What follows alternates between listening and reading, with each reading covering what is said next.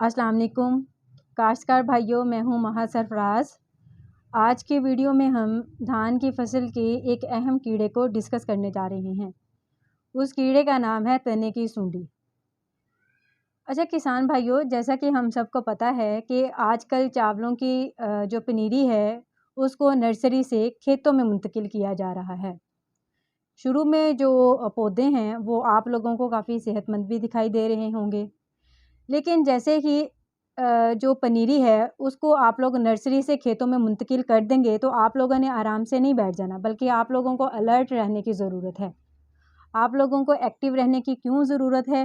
क्योंकि ये जो महीना है, यानी कि ये जो जुलाई का महीना है, इसके आखिर से तने की सूंडियाँ आप लोगों की जो धान की फसल है उस पर हमला करना शुरू कर देंगी। ठीक है। अच्छा, ये जो तने की सूंडियाँ हैं, अगर आप लोगों की धान की फसल पर हमला कर दें, तो आप लोगों को पता है कि इनकी वजह से कितना नुकसान होता है पैदावार को? तकरीबन 20 से 80% तक। ठीक है?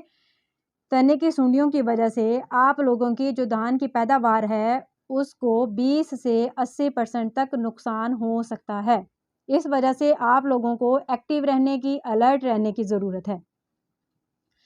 और काश्तकार भाइयों, यहाँ पर आप लोगों को एक और बात पता होना चाहिए, वो ये है कि जो तने की सूंडी होती है ना, वो 3 तरह की होती है। एक होती है सफ़ेद सूंडी, एक होती है ज़र्द सूंडी और एक होती है गुलाबी सूंडी। जो गुलाबी सूंडी होती है ना, उसका ज़्यादा नुकसान नहीं होता। ज़्यादा नुकसान जो फसल को होता है, वो सफ़ेद सूंडी और ज़र्द सूंडी की वजह से होता है। ठीक है? और इसके अलावा आप लोगों को एक और बात पता होना चाहिए, वो ये है कि ये जो सूंडियाँ हैं, ये धान की फसल पर उस वक़्त भी हमला करती हैं जब पौधा बन रहा होता है, यानी कि जब वेजिटेटिव स्टेज होती है।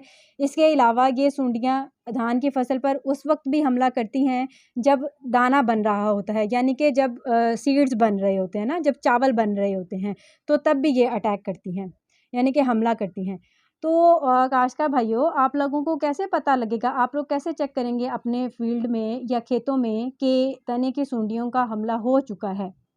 तो आप लोगों को चेक करना आना चाहिए ना। तो अब मैं आप लोगों को बताती हूँ कि आप लोगों को कैसे पता चलेगा कि तने की सूंडी का आप लोगों की धान की फसल पर हमला हुआ है या नहीं। ठीक है?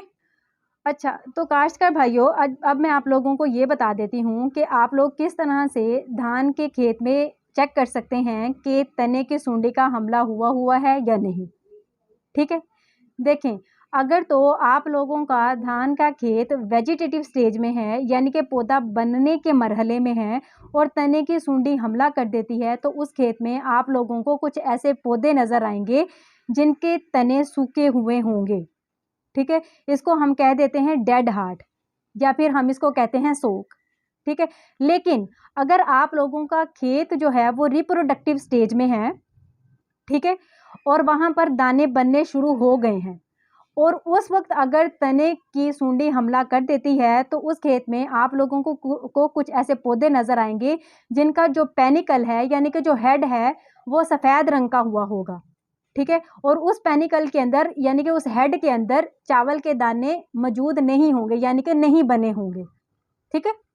तो इस तरह से आप लोग पहचान सकते हैं कि चावल के खेत के अंदर, यानी कि धान के खेत के अंदर तने की सूंडी का हमला हुआ है या नहीं। ठीक है? आज के लिए इतना ही था। नेक्स्ट वीडियो में इंशाल्लाह हम डिस्कस करेंगे कि तने की सूंडी को आप किस तरह से कंट्रोल कर सकते हैं और इस नुकसान से किस तरह से बच सकते हैं। Thank you so much. अल्लाह हाफ़िज़।